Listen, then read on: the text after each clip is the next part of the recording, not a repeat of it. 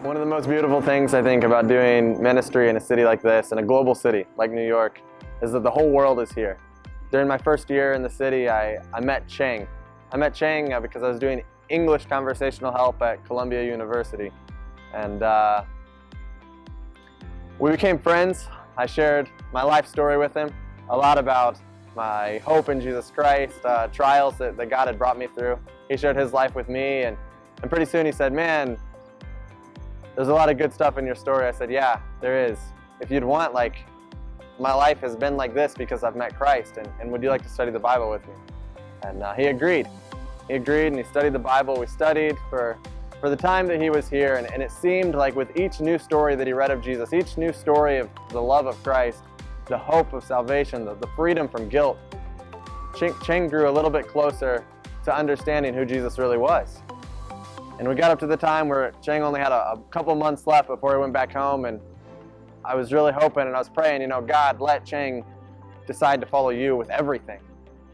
And we continued to study, we continued to read, and I would ask him, what are you thinking of this? And he loved the teachings, and his life was changing, but he wasn't ready to commit. The time came for him to go, and he headed back to Taiwan, to Taipei. But we live in an age where we can stay connected. So through Facebook, through email, I kept contact with Cheng, and I'd message him. I'd say, "Hey man, how are you doing? How's the walk? How's life? How's work?" And I'd get messages back from him, and he still seemed interested in the gospel, and he still seemed interested in following Jesus. And he said, "Hey, just so you know, I'm praying for you." And I was like, wow, that's really cool. I learned of a house church in his city back in Taiwan, and so I said, "Cheng, I learned of a house church. It meets here. That's like an hour away, but through transit, I can try to make it." And he started going.